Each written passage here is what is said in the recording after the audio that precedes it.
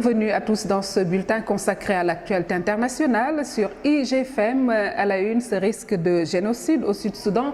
John Kerry sonne l'alerte. Le secrétaire d'État américain est en tournée dans le continent africain. À suivre au Nigeria, l'attentat à la voiture piégée, près de 20 morts et 80 blessés. Boko Haram a été soupçonné. Journée internationale de la presse célébrée ce 3 mai. L'ex-président sénégalais Diouf à Paris se prononce pour un respect strict de la liberté de la presse. Enfin, la sexy lady du monde, elle s'appelle Jennifer Lawrence, a été classée première selon le magazine FHM. Vous la verrez en images.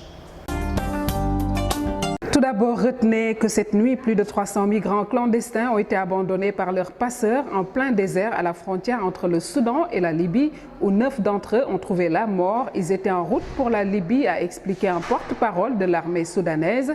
D'après lui, les 9 morts sont soudanais, mais des Éthiopiens, des Érythréens, des Pakistanais et des Bangladais se trouvaient également dans le groupe. Les survivants reçoivent des soins et sont en cours de transfert vers Dongola, au nord-ouest de Khartoum, selon l'armée soudanaise. Selon les chiffres officiels soudanais, quelques 600 Érythréens par mois parviennent à gagner le Soudan, généralement pour poursuivre leur route vers le nord. Aucun Sénégalais enregistré pour l'heure. La tournée africaine de John Kerry, le secrétaire d'État américain, met en garde jeudi contre un risque de génocide au Soudan du Sud. Il a renouvelé ses menaces de sanctions et son espoir de voir les forces de maintien de la paix empêcher le bain de sang. Le secrétaire d'État, qui a eu à Addis Abeba, en Éthiopie, des discussions avec les ministres des Affaires étrangères éthiopiens, kenyans et ougandais sur la situation au Soudan du Sud, a indiqué que toutes les parties étaient convenues pour que les tueries cessent. Plus d'1 million d'habitants du Soudan du Sud ont fui leur lieu de vie et des milliers de personnes ont été tuées depuis que les combats ont éclaté en décembre entre les troupes fidèles au président Salva Kiir et des mutins soutenant celui qui avait été le vice-président et qui avait été limogé. Il s'agit de Riek Machar. Fin avril, déjà, la Maison-Blanche avait qualifié d'abomination les massacres commis contre les civils au Soudan du Sud. Un attentat à la voiture piégée a fait au moins 18 morts et 80 blessés près d'Abuja, la capitale du Nigeria, dans une gare routière déjà visée par le groupe islamiste Boko Haram il y a moins de 3 semaines et à quelques jours d'un grand forum économique international. La déflagration a eu jeudi soir.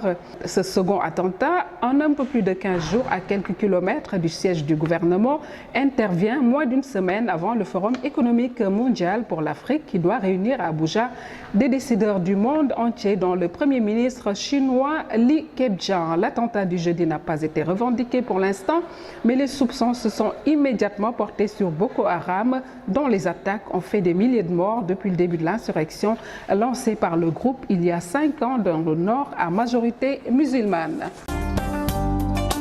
Alors, nous en parlons, la nouvelle sexy lady, elle s'appelle Jennifer Lawrence. Elle vit actuellement une idylle sans embûche avec Nicolas Hoult. Allez savoir qui c'est. Le moins que l'on puisse dire, c'est que l'acteur fait des envieux. Selon un tout nouveau classement du magazine FHM, la jeune femme serait la star la plus sexy au monde devant les Rihanna, Beyoncé et autres bombes afro-américaines. Jennifer Lawrence est dans la place et n'est pas prête de céder son titre de sexy lady. D'après les lecteurs, le joli minois et le corps de rêve de Jen n'ont carrément rien à envier aux fessiers de l'arménienne Kim Kardashian ou aux obus XXL de Kelly Brook. Pour l'information, en 2013, sachez que Mila Kunis avait fini gagnante. Aujourd'hui, la jeune maman tombe à la 6e position. Aïe, une bonne mère, bravo! Enfin, ce 3 mai est célébrée la Journée internationale de la presse. Le secrétaire général de l'Organisation internationale de la francophonie, Abdou Diouf, a dans un message réitéré son appel pour un respect strict de la liberté de la presse. Dans un communiqué qui nous est parvenu, Diouf soutient que la liberté de la presse constitue un pilier central des démocraties parce qu'elle figure au rang des engagements inscrits dans la déclaration de Bamako de novembre 2000. Abdou Diouf a ajouté, je cite, « Une élection démocratique ne se limite pas à l'acte de voter, elle dépend aussi de l'accès par les électeurs à toutes les informations pertinentes quant au déroulement, aux enjeux et aux modalités du scrutin et de ses acteurs. Or, seuls des médias libres peuvent garantir la transmission de telles informations. » Fin de citation.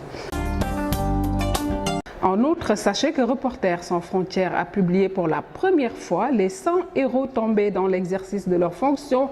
Cette initiative a pour objet de démontrer que le combat pour la défense et la promotion de la liberté de l'information passe par un soutien intense aux victimes d'exactions, mais aussi par l'érection de figures qui peuvent servir de référence. Alors, bonne journée de la presse à tous les journalistes du monde entier, mais également à ceux qui nous suivent sur IGFM. Merci de nous avoir suivis. Rendez-vous sur l'actualité internationale prochainement. Au revoir.